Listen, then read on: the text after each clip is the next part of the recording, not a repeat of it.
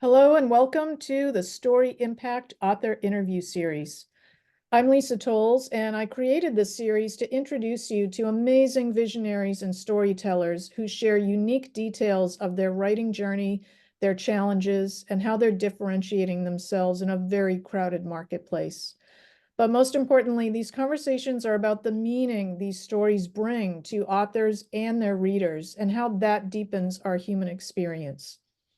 I'm also a crime novelist, and you can find my books on Amazon and through other retailers. And to learn more, go to lisatowles.com.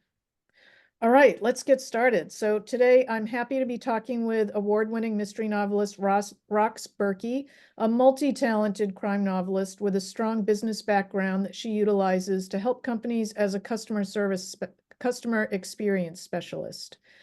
Rox is a gifted speaker and a longtime writer who's written a wide range of business documentation before she launched her successful techno-thriller fiction series with writing partner Charles Breakfield. Their writing partnership, which we're going to talk about today, is based on their shared interest in technology and fiction, from identity theft to artificial intelligence. And their renowned Enigma series includes 12 books, with more coming. Rox conducts podcast-style interviews with several author groups, and she enjoys extracting tidbits from authors, especially new ones. So I can't wait to dig into this interview. Rox, warmest welcome, and thanks for being here. Oh, thanks for having me, Lisa.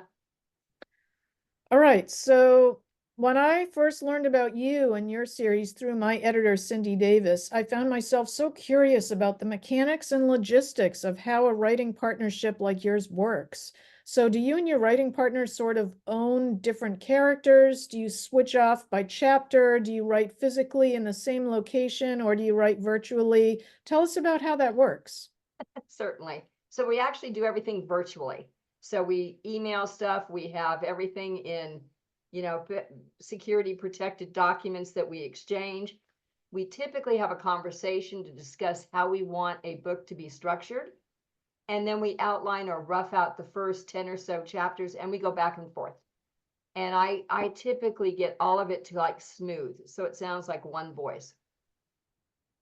That makes sense. Interesting. You make it sound very easy. I think it would be very complex, but it sounds like you have a really good system. It's pretty good. If we have any disagreements, Lisa, we resolve all of them with rock, paper, scissors.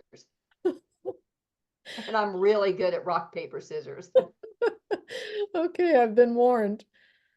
So I've worked in the tech industry for a long time, and I've also written a couple of tech thrillers. So I'm really interested in hearing about Ichabod. Can you tell us about that technology, or maybe you describe Ichabod as a character or a personality? Ichabod is actually a character and one of our best and most favorite characters. So as you mentioned, we have 12 books in this series. So Ichabod is a supercomputer.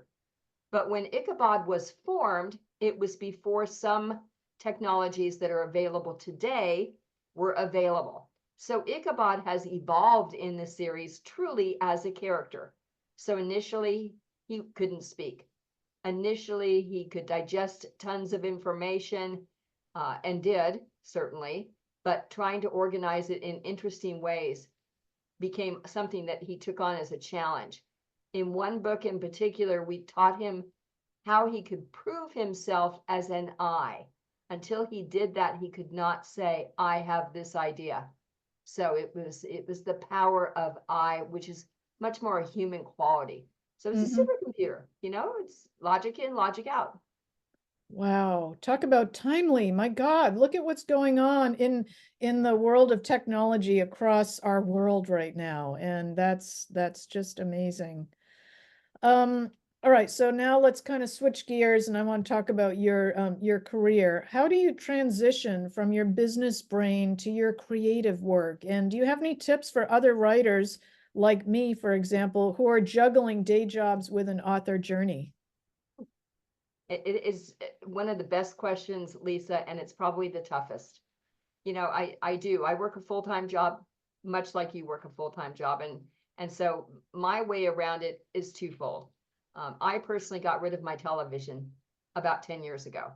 So I no longer have a television because I needed time to be able to write. It does kind of keep me out of touch with some things, but my co-author still has television, so that kind of helps.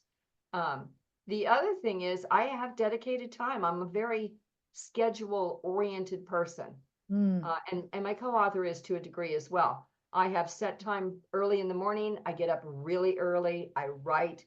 Typically in the afternoons and evenings is when I edit or review content.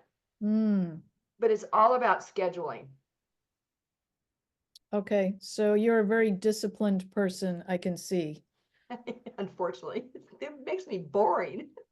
No, that's great. I mean, like that's really like your survival checklist, you know? I mean, scheduling things and you get up early and you're very motivated to kind of partition everything, and I can see that that works for you. I mean, you know, my goodness, 12 books in. All right, so this is a different kind of question. What did you do in your early life that you feel prepared you for your author's journey? Any thoughts there? Yeah, that's a tough one for me to answer. I think I've always liked the creative side. I used to do the whole poetry thing. I probably spent 3 years doing poetry Mm. as opposed to any kind of, long-term storytelling. And then I picked up short stories, which I enjoyed doing short stories and even submitted a couple to Reader's Digest for shorts and had one picked up that was kind of fun and exciting. Mhm, mhm. Um, but then I started doing white papers in college. When I was working for my master's, I actually did a lot of technical white papers that I submitted and was paid for. And I'm like, paid? This is good. People will pay you for this?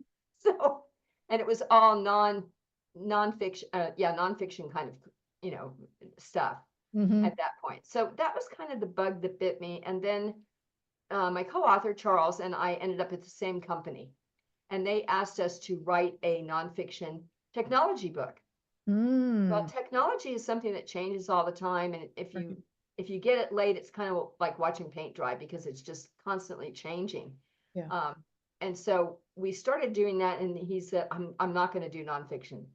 This industry changes way too fast. You blink, and a computer is, going to be thrown in the trash heap, or an OS changes, or a security patch change, whatever it Mhm. is. It's just too fast."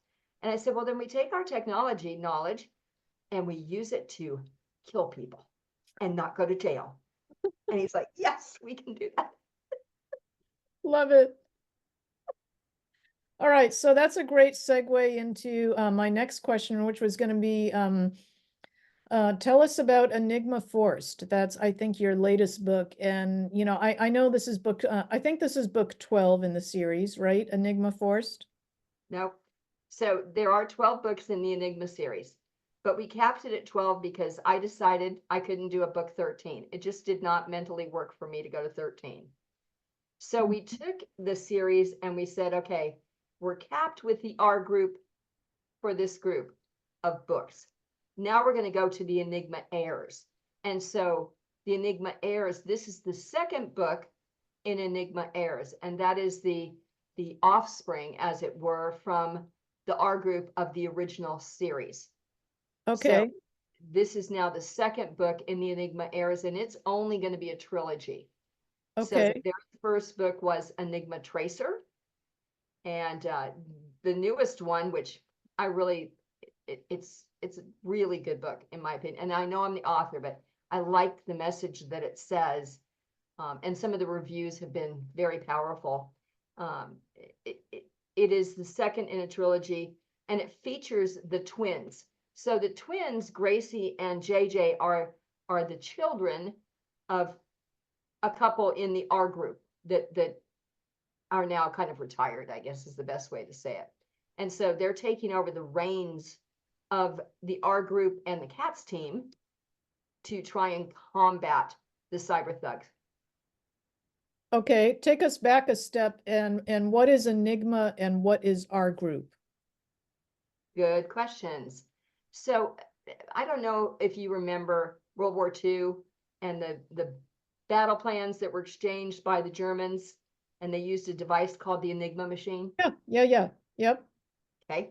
So before the R group was formed in 1939, three really good friends stole a copy of the Enigma machine from the Germans when they were invading Poland. Mm. And they took a copy, took it to Switzerland, learned how to make it work, and founded an empire called the R Group that helped people, businesses exchange information, save their businesses, keep their wealth, all different kinds of informational kinds of things. That became the R Group itself. And Okay. so it's a family-owned company. They have a very moral high ground. You know, their original charter was to make sure the Germans didn't win, the Nazis didn't win. Mm. Okay. All right. So carrying on the tradition of code breaking and making those capabilities available to other people. That's correct. And trying to find the bad guys. So that's where Ichabod comes in. Mhm. Because Ichabod's a supercomputer, and of course you can't break codes or do a lot of things unless you've got the computing power Right. to be able to do that. Plus, because he's a supercomputer, he has access to boatloads of information. Mm-hmm. Mm-hmm. Wow. AI, like right now in the world, I think this is so timely. I can't wait to dive into this book. I'm Uh, agreeing. AI right now is it's a game changer from many perspectives. mm-hmm. Mm-hmm. Do you use AI in any area of not writing your book, but in marketing your book? There are a lot of AI tools now that you can use for how you talk to an audience about what your book is about and why they should care and what the impact of it is. Have you experimented with any of those? So at times we do touch on that. Marketing Mm-hmm. is probably our weakest link, to be Mm. honest with you. Because when you work full time and you're writing as much as we write, Yep. marketing kind of ends up, on the back burner. But there are some things with marketing that work really well. There are two places we won't use marketing or won't use AI at all. One is in the story itself. We don't use AI for that. And I don't do it for my book reviews. Mm-hmm. So all the book reviews I've done for you, Lisa, they're all mine. And you've given me some wonderful reviews. Thank you. That's Uh, because you write well. I like your oh, writing. oh, thank you. Let's talk about books that you read. I want to know like what kinds of books you read just for fun, or is there one book that you've read that really inspired you more than any other? I think this is a question that readers always ask writers. Mm-hmm. And I've never met a writer that did not read. I Mm-hmm. think all of us are pretty much voracious readers. I like thrillers. I like mysteries. I like fun things, but I tell you, I really enjoy fantasy. And Mm. I got hooked on this fantasy author, and he's now, I think he's into book 5 of this epic fantasy journey that is unbelievable. And so his name is Lewis Vaughn. The very first book in the series is Thaddeus of Bewick, Okay. and it goes back way, way back in time when magic and wizards and witches all kind of have a way about the world. And so it's fabulous. The writing is so crisp and his descriptions are so immersive that you feel like you're back in the Middle Ages fighting all of these ghosts and spells. And oh, it's incredible. I love it. Awesome. All right. I've taken note of that book and that author. Thank you. No problem. Um, let's look at you've been writing for a long time. Let's look at the publishing industry. Like, what do you see as challenges right now in the publishing industry, and what do you see as opportunities? Another really good question. I think that the challenges are that from everyone I have spoken to, the traditional publishing companies, they do a great job, but they don't do as much for authors as they did even 15 years ago. Authors were kept, they were, unless you are one of the top 4, James Patterson, you don't need to worry about even other than put your name on the book. Mm-hmm. Um, so I think that trying to break in as a published author in one of those big author companies is really tough. I think that the competition is fierce. I think with the small press publishing, it's the small little houses, you get some help, but authors need to learn to market to really be successful. And I said that was our weakest link, and it is, and we get marketing support because of it, because I don't have the time. Mm-hmm. But Mm-hmm. but I think that the little publishing companies, we have our own Ichabod Press, that does our particular publishing, but it still means that you have to do a good quality job of your writing. Right. And so just because you can write a story, if it's not edited properly, if it's not formatted properly, it will fail. Yep. And that's something that I hear from almost every author that I talk about is that that question of marketing and not having time to do it. And if you sub it out to like another firm or to a contractor or to get help for it, that costs additional money. And it's really the most important piece, I think, aside from editing it and bringing, raising the quality of the book as high as you possibly can, having a mechanism and channels open to actually reach readers. That's so terribly important for me too. I have a book coming out later this month, and marketing, I have marketing in my head right now all the time, and it can be all consuming. But yeah, I think that's a great point. And I think too, authors need to know where their audience is. So who are you writing for, and where are they? So if your readers are typically people that use Instagram, then focus your marketing on Instagram. Mm-hmm. If they are typically somewhere else, then focus that way. It's very hard to stretch across, what do we have, 1,000 social media programs out there that you could choose from? Just about. Yeah, Yeah. that's a good point. All right, so this story impact series is all about impact, meaning, and purpose. What would you say is your purpose as a writer right now at this stage in your writing career?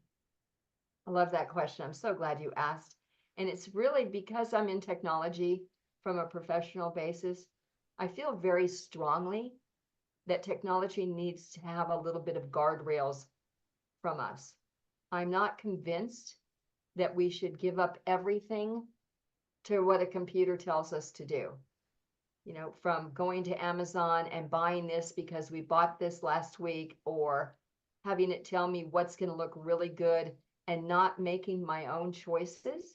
Mm-hmm. I think I'm not personally willing to give up that freedom. Mm, And so there are messages in the books about what you should and shouldn't do. Each of the books have always had a theory, of an underlying problem of technology.